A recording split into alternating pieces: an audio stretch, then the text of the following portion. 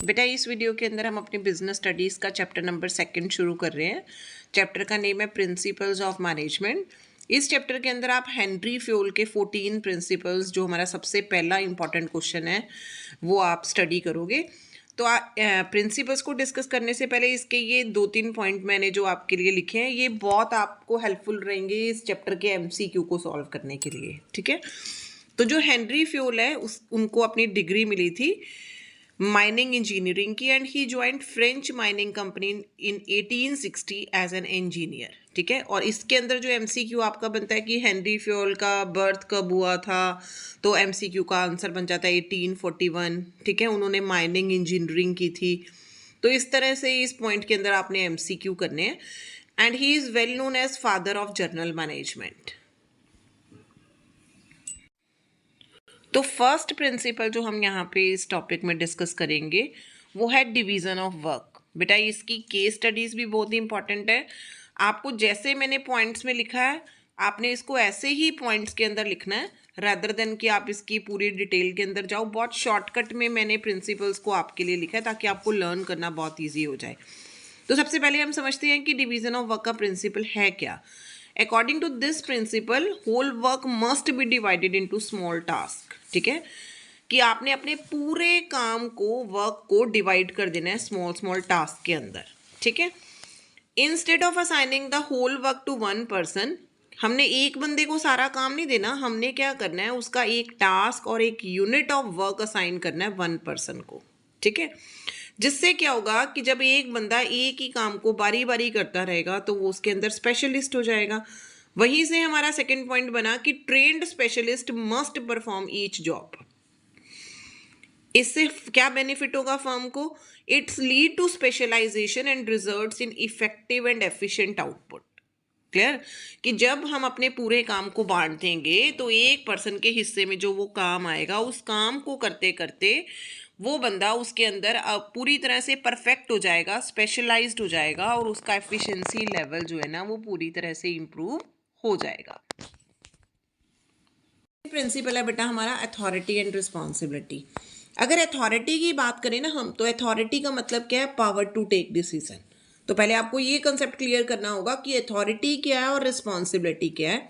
And responsibility means obligation to complete the job assigned on time, कि आप पूरी तरह से रिस्पॉन्सिबल हो कि जो काम आपको ऑर्गेनाइजेशन में मिला है आपने उसको टाइम पे पूरी तरह से कंप्लीट करना है। तो ये प्रिंसिपल बेटा ये कहता है कि there must be a balance between the authority and responsibility, कि इन दोनों के बीच में क्या होना चाहिए? बैलेंस होना चाहिए, क्योंकि excess authority without matching responsibility भी आपको नेगेटिव रिजल्ट देगी, और अगर आपके पास रिस्पॉन्सिबिलिटी ज़्यादा होगी विदाउट मैचिंग अथॉरिटी, तो ये आपको अलाउ ही नहीं करेगी कि आप अपने जॉब को जो है टाइम पे कंप्लीट कर दो। तो यहीं से आपका फर्स्ट पॉइंट निकल के आता है कि there should be a balance between the authority and responsibility. An organization should build safeguard against misuse of managerial power. जैसे मैंने अभी आपको समझाया है ना कि एक्सेस अथॉरिटी भी आपको नहीं ऑर्गेनाइजेशन में बेनिफिशियल, और एक्सेस रिस्पॉन्सिबिलिटी भी नहीं। इन दोनों के बीच में क्या होना चाहिए? बैलेंस होना चाहिए। At the same time, manager should have the necessary authority to carry out his or her responsibility. इसका मतलब ये है बेटा कि हर मैनेजर के पास प्रॉपर अथॉरिटी होनी चाहिए, तभी वो अपनी रिस्पॉन्सिबिलिटी को कैरी ऑन कर सकते हैं। तो आपको बहुत ज़्यादा डिटेल में नहीं जाना। देखो ये तीनों पॉइंट बस कहीं ना कहीं एक ही पॉइंट से लिंक्ड है कि आपका जो अथॉरिटी और रिस्पॉन्सिबिलिटी है उसमें बैलेंस होना चाहिए। जब वो बैलेंस होगा तो आप अपनी मैनेजरियल पावर को मिसयूज नहीं कर पाओगे, और आपको उतनी अथॉरिटी जरूर मिलनी चाहिए जितने की आपने अपनी रिस्पॉन्सिबिलिटीज को कैरी ऑन करना है। थर्ड प्रिंसिपल बेटा हमारे पास आता है प्रिंसिपल ऑफ डिसिप्लिन। डिसिप्लिन का मतलब क्या है? जैसे हम अपने ऑर्गेनाइजेशन में कोड ऑफ कंडक्ट को फॉलो करें, रूल्स रेगुलेशन को फॉलो करें, ठीक है, हमारे प्रॉपर एग्रीमेंट्स जितने भी हो वो पूरी तरह से क्लियर हो सुबॉर्डिनेट्स और सुपीरियर के बीच में। तो डिसिप्लिन का मतलब क्या है? Obedience to organisational rules and employment. एक छोटी सी लाइन ही सिर्फ आपको लर्न करनी है। And it requires good superior at all level.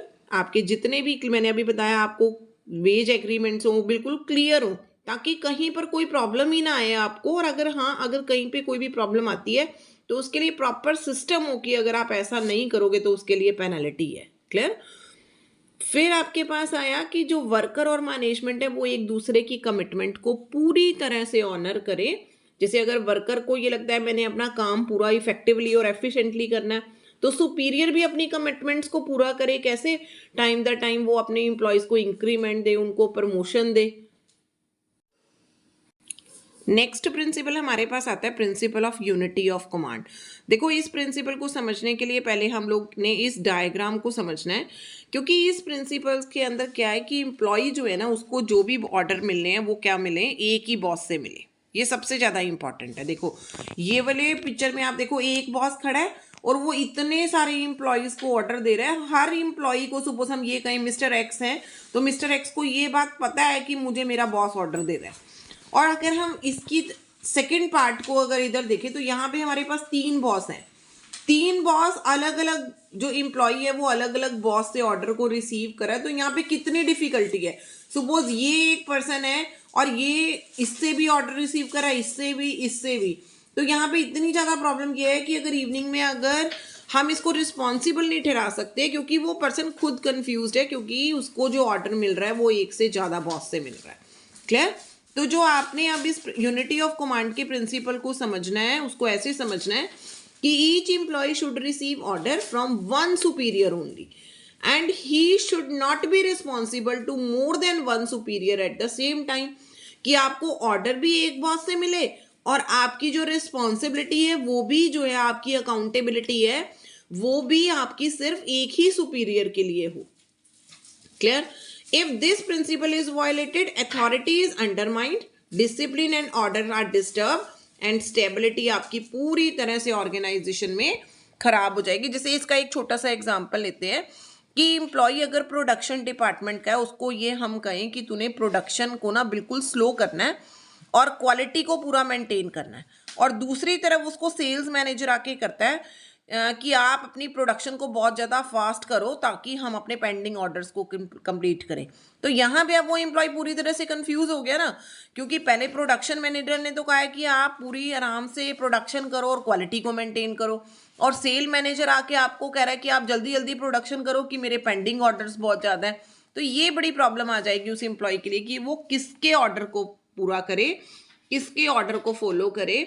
तो यूनिटी ऑफ कमांड का जो बेटा प्रिंसिपल है ना, उसमें आपको बस एक लाइन जो सबसे ज़्यादा इंपॉर्टेंट लेनी है वो ये है कि आपको जो भी ऑर्डर मिले वो क्या मिले, सिर्फ एक ही बॉस से मिले। नेक्स्ट जो हमारा प्रिंसिपल है वो है unity of direction. Unity of direction के प्रिंसिपल में आपने सिर्फ एक पॉइंट जरूर लिखना है, 1 यूनिट मीन्स 1 प्लान। इसका मतलब क्या है कि ये प्रिंसिपल इस चीज को डिफाइन करता है कि जितने भी एफर्ट्स हैं सारे मेंबर्स और एम्प्लॉय के, वो पूरी तरह से डायरेक्टेड हों एक ही डायरेक्शन में, और वो डायरेक्शन क्या है, ऑर्गेनाइजेशन के गोल को अचीव करना। क्लियर? और यहाँ पे अगर हम इस प्रिंसिपल को प्रॉपरली अप्लाई करते हैं ना अपने ऑर्गेनाइजेशन में, तो इससे प्रॉपर कोऑर्डिनेशन भी बना रहता है। लेकिन आपको अब लिखने में इसकी सिर्फ ये 2 ही लाइन्स याद करनी है कि all the units of an organization should be moving towards the same objective। Same objective क्या? ऑर्गेनाइजेशन का कॉमन गोल। और इसके लिए आपने एक पूरे फोकस्ड और कोऑर्डिनेटेड एफर्ट्स करने हैं। सेकेंड, आप इसको इस तरह से भी लिख सकते हो, अगर आपने फर्स्ट वाला नहीं लिखना, कि each group of activities having the same objective must have 1 head and 1 plan. This ensure unity of action and coordination.